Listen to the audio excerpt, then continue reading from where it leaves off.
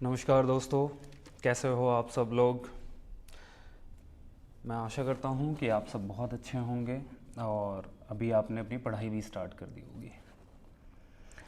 आज हम इस वीडियो में बात करेंगे कि हमारे लिए आंसर राइटिंग क्यों इम्पोर्टेंट है, हमें आंसर राइटिंग क्यों करनी चाहिए, क्या टॉपर्स आंसर राइटिंग करते हैं नहीं करते हैं, या फिर आंसर राइटिंग आपकी प्रिपरेशन में किस तरीके से क्या क्या चेंजेस ला सकती है। तो वो सारी चीज़ें आज हम लोग इस वीडियो में बात करेंगे। अभी वीडियो स्टार्ट करने से पहले मैं कुछ चीज़ें आप लोगों को बता दूं जो एकदम रियलिटी है और आप लोगों के सामने ये चीज़, वैसे तो आप सबको ये बात पता होगी लेकिन आप खुद को एनालाइज करो, इसलिए मैं कुछ फैक्ट्स आपके सामने रखना चाहता हूँ ना, वो आप थोड़े से ध्यान से देखिएगा।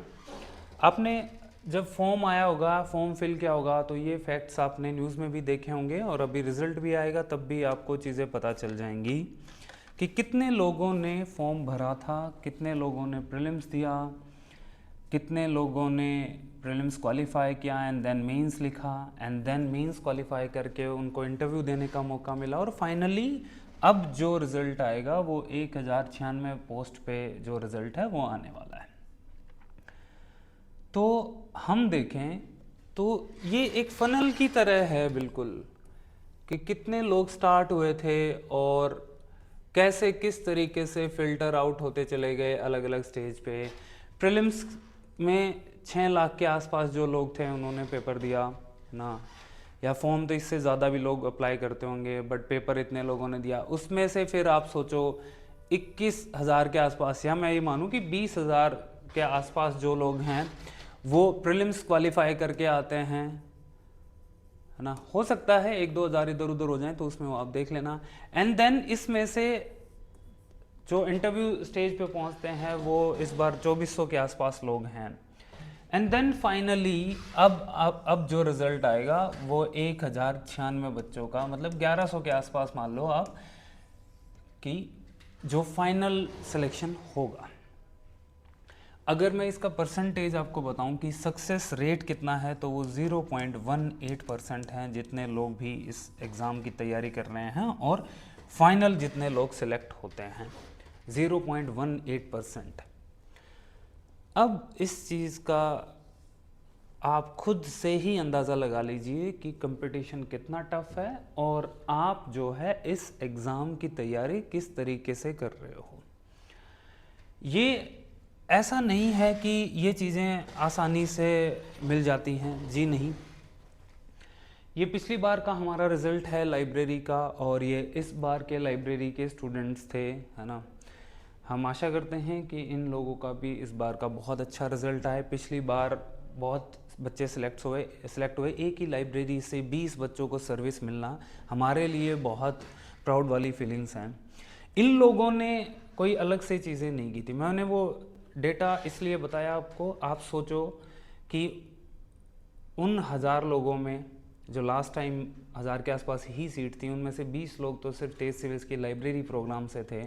तो इन लोगों ने कितनी चीज़ें की होगी उस लिस्ट में आने के लिए। वो जो आंसर राइटिंग की जो इम्पोर्टेंस मैं बताना चाह रहा हूँ इस वीडियो में, वो उसी का रिज़ल्ट है। ये ऐसा नहीं है कि एक दिन में चीज़ें हो जाएंगी, ठीक है। अब आप खुद से देखना कि आप कहाँ पे स्टैंड करते हो, आपकी प्रैक्टिस कितनी है, क्या आप उन 1000 लोगों में या 1100 लोगों में आने लायक काम कर रहे हो। सबकी अपनी अपनी स्टोरीज होंगी, सबके अपने अपने चैलेंजेस होंगे, सब अपने अपने अलग अलग बैकग्राउंड से आए होंगे। किसी का अच्छा बैकग्राउंड हो सकता है, कोई उतने अच्छे सपोर्ट सिस्टम के साथ नहीं आया होगा, लेकिन एग्ज़ाम सबको एक देना है। प्रोसेस जो होगा वो सबका सेम होगा, सीटें सिर्फ उतनी ही रहेंगी, बाकी स्ट्रगल सबका डिफरेंट रहेगा।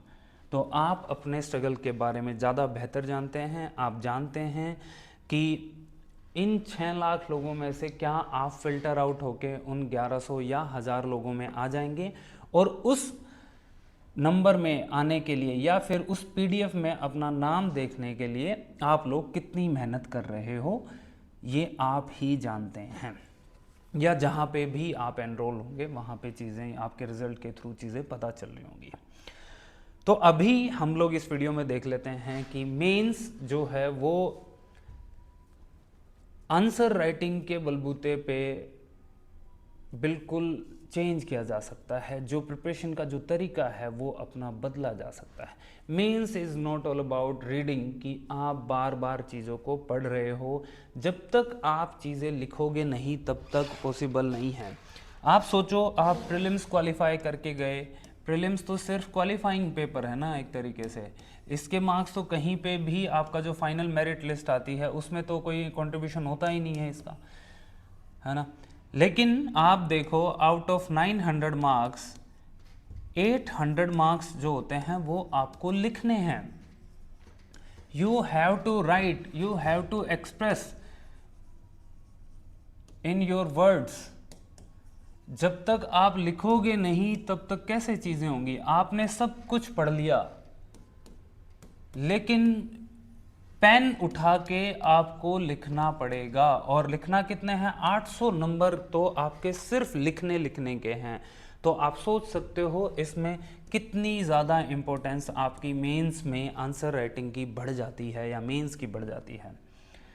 आपने कोचिंग ली, कोचिंग एक तरीके से आपको डायरेक्शन देती है, या ये मैं बोलूँ कि वो एक इनपुट का काम करती है कि आपको नॉलेज प्रोवाइड करवा दी, आपको इनपुट प्रोवाइड कर दी, लेकिन आउटपुट के लिए आपको काम करना पड़ेगा, आपको लिखना पड़ेगा। वो टोटली डिपेंड करता है आपके ऊपर, आप कितना काम करते हो। जब तक आप काम नहीं करोगे, लिखोगे नहीं, तब तक चीज़ें आपके लिए पॉसिबल नहीं होंगी। और वो जो आउटपुट आपका दिखता है, जो रिजल्ट की फॉर्म में दिखेगा, वो तभी दिख पाएगा जब आप पेपर पे चीज़ें लिख रहे होगे। और पेपर पे आपको 800 नंबर की चीज़ें लिखनी हैं, आपको 4 पेपर लिखने हैं 200-200 नंबर के। तो यू कैन कैलकुलेट कि हाँ अब कितना इम्पोर्टेंट हो जाता है आपके लिए मेंस।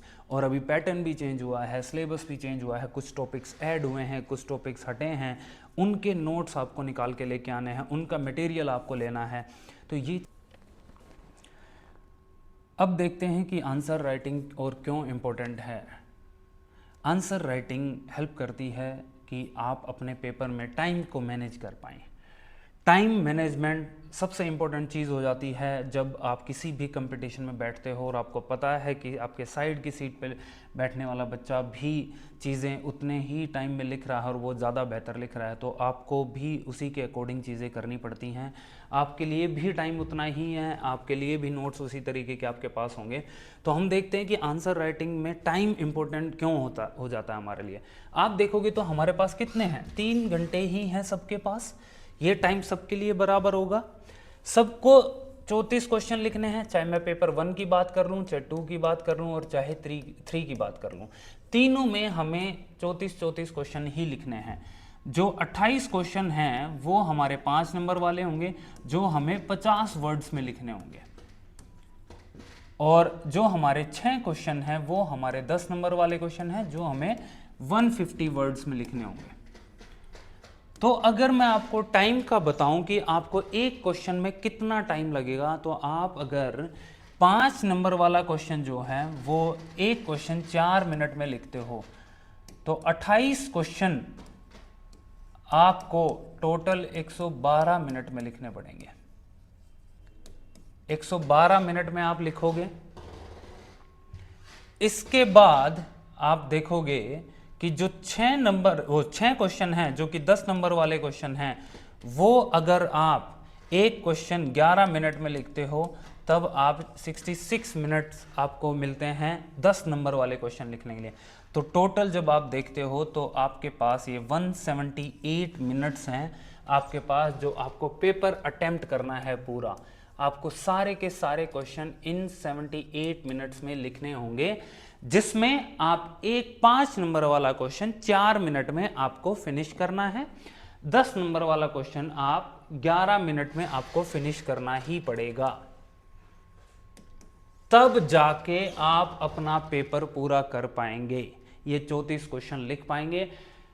अब पूरे पेपर में आप ये चीज़ बिल्कुल छोड़ दीजिए कि आप कोई क्वेश्चन छोड़ के आएंगे या स्किप करके आएंगे, ये तो हमारे लिए पॉसिबल है ही नहीं। यहाँ से आप अपनी रैंक को नीचे लेके जाओगे अगर आप कोई क्वेश्चन छोड़ के आते हो तो। अब आप सोचो कि आप कॉन्टिन्यूसली 3 घंटे में हर क्वेश्चन को 4 मिनट में कर रहे हो और 10 नंबर वाले को आप 11 मिनट में कर रहे हो, और इसके साथ साथ आप उन 4 मिनट में अपनी क्वालिटी को भी इंश्योर कर रहे हो, और जो भी आप चीज़ें सीख के आए, जो भी कंटेंट आपके पास है, वो सारा का सारा आपको इन्हीं में डिलीवर करना है। क्या बिना प्रैक्टिस के ये पॉसिबल है? और इसमें अगर मैं एस्से की बात करूं तो एस्से तो आपको 600 वर्ड्स का लिखना है। क्या 600 वर्ड्स आप बिना आंसर राइटिंग किए हुए या बिना एस्से राइटिंग किए हुए लिख दोगे? आप तैयार हैं? अगर आप तैयार हैं तो आज कोई आंसर लिख के आप हमें भेजना टाइम पे। आप कोई फुल पेपर लिख के भेजना जो आपने 3 घंटे बैठ के लिखा हो, या फिर यहाँ पे ऑफलाइन में भी आके आप बैठ के लिखना 3 घंटे का पेपर। नहीं चलता है, पेन नहीं चलता है। पेन चलने लगता है तो हमारे पास वर्ड्स नहीं आते, तो हम 2 लाइन 3 लाइन लिखने के बाद रुक जाते हैं, और हम बार बार सोच रहे होते हैं कि यार अच्छा ये पॉइंट लिखना था, ये पॉइंट लिखना था, और फिर हम भूल जाते हैं, फिर हम नया ही पॉइंट कुछ ऐड कर देते हैं, और वो जो क्वेश्चन का जो फ्लो होता है, आंसर का जो फ्लो होता है, वो सब बिगड़ जाता है। तो इसलिए आंसर राइटिंग बहुत इंपॉर्टेंट है कि हमें टाइम मैनेजमेंट करना ही पड़ेगा। ये आपको पता, ये जो मैथ्स है, जो आंसर राइटिंग का जो मैथ्स है, वो आपको आना चाहिए। इस प्लानिंग के बिना आप आंसर राइटिंग नहीं कर सकते। अगर आप 4.5 मिनट भी लोगे तो आप ये मान के चलना कि आपका पेपर बिल्कुल भी पूरा नहीं होगा। और इधर अगर आप 10 नंबर वाले क्वेश्चन में अगर आप 12 मिनट भी लेते हो तो भी आपका पेपर पूरा होने के चांसेस उतने ही कम हो जाते हैं। 1 या 2 क्वेश्चन आपके जरूर छूटेंगे। तो ये एक पॉइंट था, इसलिए आपको आंसर राइटिंग करनी बहुत ज़रूरी है। अब अगर हम देखें तो आंसर राइटिंग में स्ट्रक्चरिंग बहुत ज़रूरी होती है। स्ट्रक्चरिंग के बिना आप ये मान लो कि मार्क्स फैच करना बहुत टफ है आपके लिए।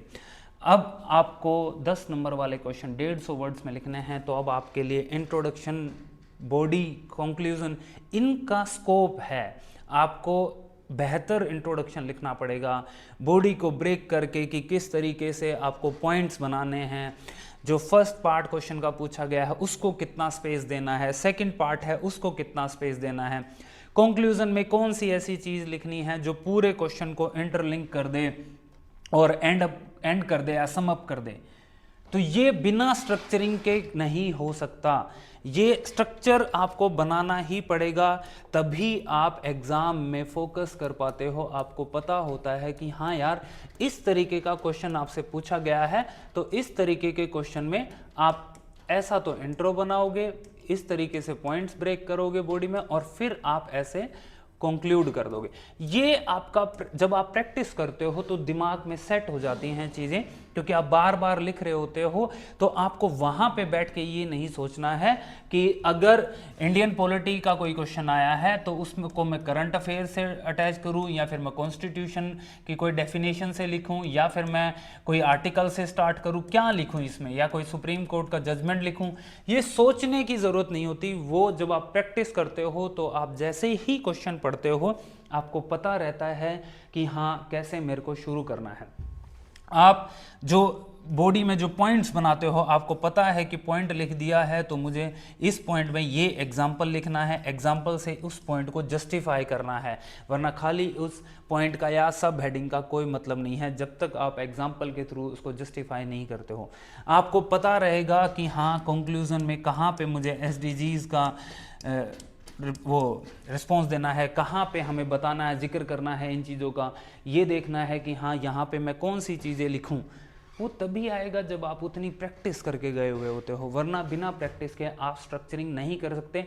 आप सोचते हो कि मैं डायरेक्टली कोई क्वेश्चन देखूंगा और मैं उसको लिख दूंगा, तो ये पॉसिबल नहीं है। 1000 लोग, हमेशा ध्यान रखना, हमेशा दिमाग में रखना, सिर्फ 1000 लोग ऐसे हैं जो सिलेक्ट होंगे। क्या वो ये सब नहीं कर रहे होंगे? आप सोच के देखो, या किसी भी टॉपर से जो पहले जो इस एग्ज़ाम को निकाल चुके हैं, आप उनसे ज़रूर पूछिएगा कि क्या उन्होंने ये सारी चीज़ें की थी। आंसर राइटिंग के दौरान या फिर वो जब प्रिपरेशन करते थे उस दौरान उन्होंने ये फॉर्मेटिंग या तैयार करके, क्या उन्होंने वो टेम्पलेट्स बना के रखे हुए थे कि हाँ हम इस तरीके का क्वेश्चन आएगा तो हमें ये टेम्पलेट यूज़ करना है? क्या आपने बनाया है उसे? तो ये चीज़ ध्यान रखिएगा।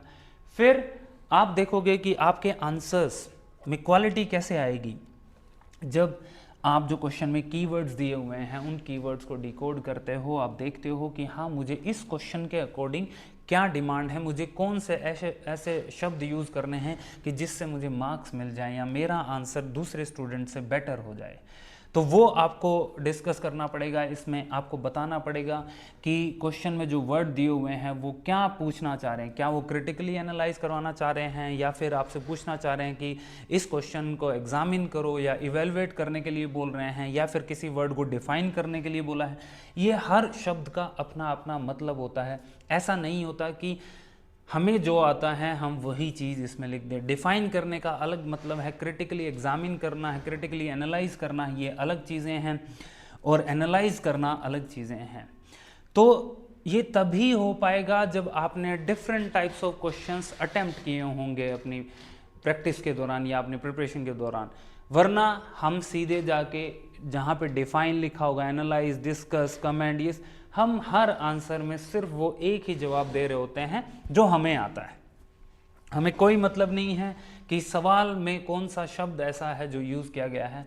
हमें जो आता है हम सिर्फ वो लिख के आते हैं और जिससे हम लोग मार्क्स फेच नहीं कर पाते हैं।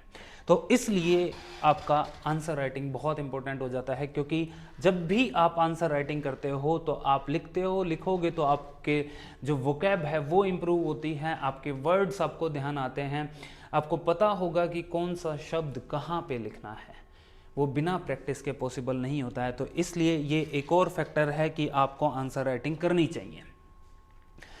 एक और चीज़ आप लोगों ने देखी होगी, हम बचपन में ये चीज़ें बहुत करते थे, अब हम जब बड़े हो जाते हैं तो हमें लगता है कि हमें तो चीज़ें ऐसे ही याद हो जाएंगी और मुझे लिखने की ज़रूरत नहीं है। बचपन में हम ऐसे करते थे कि याद किया तो उसको लिख के फिर से देखते थे कि यार हमें याद हुआ है या नहीं हुआ है। वही हैबिट आपको इस एग्ज़ाम में भी अडॉप्ट करनी पड़ेगी, क्योंकि जब लिख के देखते हैं तो आप ये मान के चलो कि हमें 5 टाइम्स वो चीज़ें ज़्यादा याद रहती हैं। हमने कोई टॉपिक पढ़ा और उसके टॉपिक के ऊपर आंसर लिख लिया तो हमें याद रहेगा कि हाँ हमने क्या गलतियाँ की थी, है ना। वरना सिर्फ पढ़ने से चीज़ें हम उतना रिटेन नहीं कर पाते हैं। इसलिए यहाँ पे आपको चीज़ें लिख के देखनी है, और लिख के कैसे देखनी है वो आपको आंसर फॉर्मेट में लिख के देखनी। टॉपिक प्रिपेयर किया, उससे रिलेटेड कोई PYQ आया है, उससे रिलेटेड कोई क्वेश्चन आपके पास है या किसी टेस्ट सीरीज से वो क्वेश्चन उठा के आप लिख सकते हो। तो इसलिए भी आपको लिखना ज़रूरी है, वरना कुछ दिनों के बाद चीज़ें जब आप पढ़ते हो तो याद नहीं रहती, क्योंकि हम हर रोज़ इतनी चीज़ें पढ़ रहे होते हैं। लेकिन जब हम लिख के देख लेते हैं, पढ़ते हैं और लिखते हैं, पढ़ते हैं लिखते हैं, और ये हैबिट हम डेवलप कर लेते हैं तो हमें ज़्यादा समय तक चीज़ें याद रहती हैं। इसलिए भी आंसर राइटिंग बहुत इंपॉर्टेंट हो जाती है, क्योंकि आंसर राइटिंग करते टाइम हम गलतियां भी बहुत करते हैं। आप कितने भी टॉपर्स हैं, एक बार उनसे जाके ये बात ज़रूर पूछिएगा, है ना, कि क्या उन्होंने आंसर राइटिंग की थी। तो बहुत सारे लोग होंगे ऐसे जो बात बोलेंगे कि हाँ एटलीस्ट हम लोग 2 से 3 आंसर राइटिंग करते थे, दिन में 1 भी लिख लें तो भी कोई दिक्कत नहीं है। आप शुरू तो कीजिए, आप एटलीस्ट जब तक ये हैबिट नहीं बनाओगे तब तक चीज़ें इंप्रूव नहीं होंगी। किसी भी टॉपर से पूछना, हो सकता, देखो मैं एक चीज़ और, हो सकता है कि कुछ ऐसे टॉपर्स हों जिन्होंने आंसर राइटिंग नहीं, उनके अंदर वो स्किल्स पहले से ही हों, तो मैं उनकी बात नहीं कर रहा हूँ, एक्सेप्शंस हमेशा होते हैं। लेकिन मोस्टली स्टूडेंट्स जो हैं वो आंसर राइटिंग करके आते हैं। फिर से बात याद दिला देता हूँ, ओनली 1000 स्टूडेंट्स हैं। आप सोचो इतने लोगों में क्या 1000 लोग जो है वो रेगुलर आंसर राइटिंग नहीं कर रहे होंगे। आपको याद रखना है कि आपका कंपटीशन किन के साथ है। ये वो लोग हैं जब इंटरव्यू लास्ट में देते हैं जब अपने, तो ये किसी भी प्लेटफॉर्म पे जब उनका इंटरव्यू देखोगे तो आपको पता चलेगा कि हाँ मैं रोज़ एक आंसर राइटिंग करता था या 2 या 3 लिखते। जैसे हमारे क्यूबिट प्रोग्राम जो स्टार्ट हुआ है उसमें आपको हम यही तो हैबिट डेवलप कर रहे हैं ना, कि आपको डेली 3 क्वेश्चन लिखने हैं। और सेम चीज़ जब आप लाइब्रेरी प्रोग्राम में आते हो तो आपको 10 क्वेश्चन डेली लिखने होते हैं मेंस के। जब कोई स्टूडेंट अगर 3 महीने या 4 महीने तक डेली 10-10 क्वेश्चन लिखेगा, तो आप सोचो कि इन स्टूडेंट्स के साथ आपको compete करना है, क्या आप रेडी हो उस चीज़ के लिए? या अभी जैसे वैकेंसी नहीं है तो ये जो स्टूडेंट हैं वो डेली 3 क्वेश्चन लिख रहे हैं, और अगले 3 महीने भी अगर मान लो वैकेंसी नहीं आई और इन्होंने ये 3-3 क्वेश्चन लिख लिए, तो ये स्टूडेंट्स आपसे कितना आगे होंगे? तो फिर ये स्टूडेंट्स वो चीज़ डिज़र्व करते हैं कि हाँ, हम लोग भी जब बाद में कभी इंटरव्यू दें तो ये बात बोलने का मौका मिले कि हाँ, हम भी आंसर राइटिंग करते थे। तो ये टॉपर्स की हैबिट है भाई, ऐसे ही नहीं टॉपर्स बन जाते। आप उनसे जब अकेले में बैठ के जब चीज़ें पूछोगे तो शायद वो बेहतर बता पाएंगे, या आपके जो बड़े भाई बहन हैं वो बेहतर बताएंगे कि हाँ, कैसे चीज़ें उन्होंने डेवलप की। अब मैं एक केस स्टडी आप लोगों के सामने रखना चाहता हूँ, और आप मुझे लास्ट में ये चीज़ ज़रूर कमेंट करना कि हाँ, इस केस स्टडी का रिजल्ट क्या रहेगा, और आप क्या इस केस स्टडी से रिलेट कर पाते हो? आप कौन से स्टूडेंट हो? क्या आप स्टूडेंट ए हो या क्या आप स्टूडेंट बी हो? 2 स्टूडेंट हैं, है ना, दोनों की सिचुएशन सेम है, दोनों पढ़ाई कर रहे हैं। अब आप देखो, एक स्टूडेंट है जो डेली आंसर राइटिंग करता है, उन आंसर्स को इवेलुएट कराता है, या तो खुद से करेगा, और अब तो इतने सारे टूल्स हैं, एआई है, आप यूज़ कर सकते हो बहुत सारी चीज़ों में, और वो डेली लिख रहा है। उसने एक चीज़ पकड़ ली है कि मैं कंसिस्टेंट रहूँगा। इसके कंपैरिजन में एक और स्टूडेंट है जो सिर्फ कोचिंग पे डिपेंडेंट है। उसे लगता है कि कोचिंग में जो टीचर ने जो बात बोल दी मैं सिर्फ वही करूंगा, कोचिंग के अलावा कोई चीज़ नहीं करनी है, ना मैं आंसर राइटिंग प्रैक्टिस करूंगा कि आंसर्स तो लिख लेंगे। उसके माइंड में ये हमेशा चीज़ होती है कि आंसर तो लिख लेंगे भाई, पहले पढ़ लेता हूँ, मैं ज़्यादा से ज़्यादा पढ़ूंगा तो ज़्यादा अच्छे पॉइंट्स अपने आंसर में लिख पाऊंगा, ये दिमाग में उनके रहता है। या फिर टीचर्स भी कुछ लोग ये बात बोल देते हैं। और कुछ स्टूडेंट्स ऐसे होते हैं जो सिर्फ नोट्स पे डिपेंड करते हैं कि नहीं, नोट्स में जो लिखा दिया गया वो ही है सब कुछ, इसके बाहर मैं जाके चीज़ें नहीं करूँगा कुछ भी, ना मैं कोई एक्स्ट्रा बुक या कोई ऑथेंटिक बुक से इन नोट्स को अपडेट करूँगा, मैं सिर्फ जो नोट्स दिए गए हैं उन्हीं पे डिपेंड रहूँगा। और आंसर राइटिंग कल करेंगे, वो कल कभी नहीं आ रहा है, ठीक है। तो ये 2 स्टूडेंट हैं। ये जो ए स्टूडेंट है ये सुबह जल्दी उठता है, रेगुलर काम करता है, इसका टाइम टेबल है, इसका प्रॉपर शेड्यूल है, इसको पता है कि इसको क्या करना है। ये क्यूबिट प्रोग्राम में जो डेली 3 क्वेश्चन है इसको पता है वो लिखने हैं, भले ही आप क्यूबिट में नहीं हैं तो भी वो कहीं पे खुद से, या ये पीडीएफ आपको मिल जाती होंगी टेलीग्राम चैनल्स पे, तो वो खुद से उसे प्रॉमिस कर रखा है कि हाँ, मैं टाइमर चला के ये प्रैक्टिस करूँगा कि हाँ, मुझे 4 मिनट में 5 नंबर वाला क्वेश्चन लिखना है और मुझे 11 मिनट में 10 नंबर वाला क्वेश्चन फिनिश करना है। कोई एक्सक्यूज़ नहीं है, उसको पता है कि वैकेंसी के लिए वो वेट नहीं कर रहा है, जिस दिन वैकेंसी आएगी वो उस दिन तैयार है, वैकेंसी से उसका कोई मतलब नहीं है। फिर से याद दिला देता हूँ, हजार लोग ऐसे नहीं होंगे जो बिना वैकेंसी के भी तैयारी कर रहे होंगे, और बाकी स्टूडेंट जो हैं वो ये सोच के बैठे हुए हैं कि मैं तो कल से लिखना शुरू करूंगा, या जिस दिन वैकेंसी अनाउंस हो जाएगी उस दिन से मेंस वाला पार्ट देखेंगे, है ना।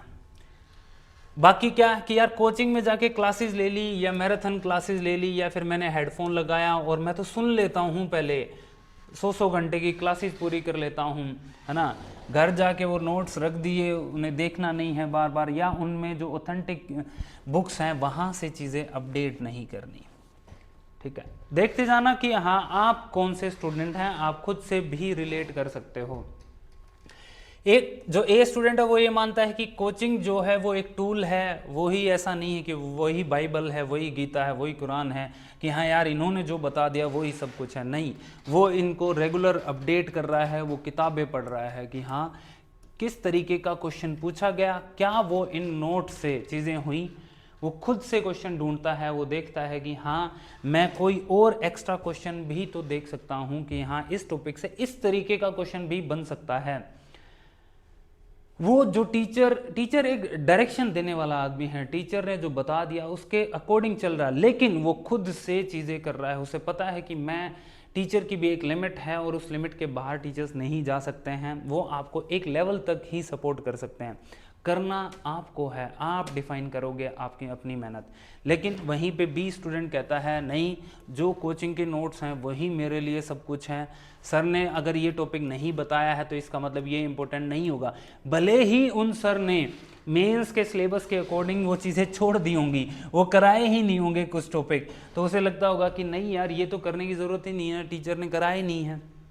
ठीक है, टीचर जो बोलेगा बस वही है सब कुछ, खुद से कोई भी चीज़ नहीं सोचनी, ना कुछ अपना खुद से प्लान करना, जो टीचर ने दिया वो ही हमें करना है, इसके अलावा कुछ नहीं। ठीक है, और देखो एक स्टूडेंट है जो मैंने आपको बताया कि हाँ वो प्रीलिम्स से पहले ही अगर मान लो 200 से 300 क्वेश्चन लिख लेता है, या 400 क्वेश्चन लिख लेता है, या 500 क्वेश्चन लिख लेता है, और एक स्टूडेंट है वो बोलता है कि नहीं मैं तो मेंस के टाइम पहले तो मैं प्रीलिम्स निकालूंगा, प्रीलिम्स के बाद ही मेंस वाली चीज़ें करूंगा, तो आप कैसे कंपेयर करोगे स्टूडेंट के साथ? क्या ये स्टूडेंट डिजर्व नहीं करता है उन 1000 लोगों में आने का, कि मैं तो सिर्फ मॉक टेस्ट देता रहूंगा, मुझे कोई मतलब नहीं है, है ना? जब आप लिखोगे नहीं तो इवेलुएट क्या करोगे? यहाँ पे तो ये स्टूडेंट है, ये खुद से इवेलुएट कर रहा है, एआई का हेल्प ले रहा है, मेंटोर्स के हेल्प ले रहा है, टीचर्स या जो सीनियर्स इसकी लाइब्रेरी में बैठे हुए हैं उनसे हेल्प ले रहा है ये स्टूडेंट, तो क्यों नहीं इनके आंसर्स बेटर होंगे?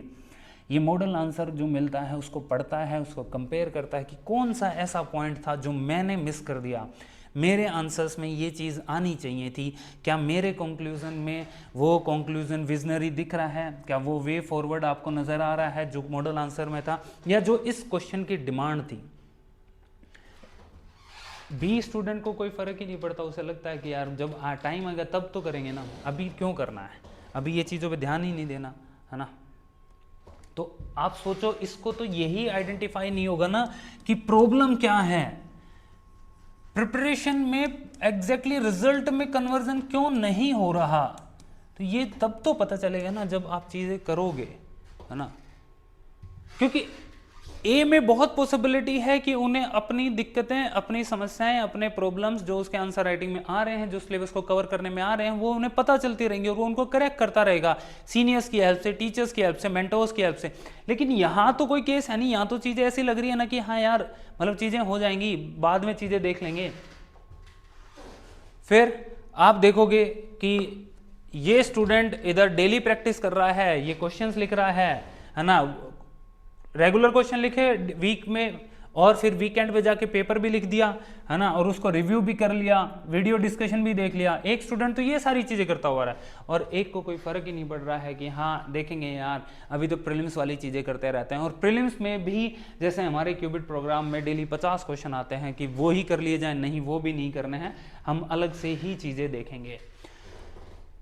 अब आप सोचो किसका प्रीलिम्स क्लियर होगा, किसका मेंस क्लियर होगा, आप खुद से ही चीज़ों को देख सकते हो।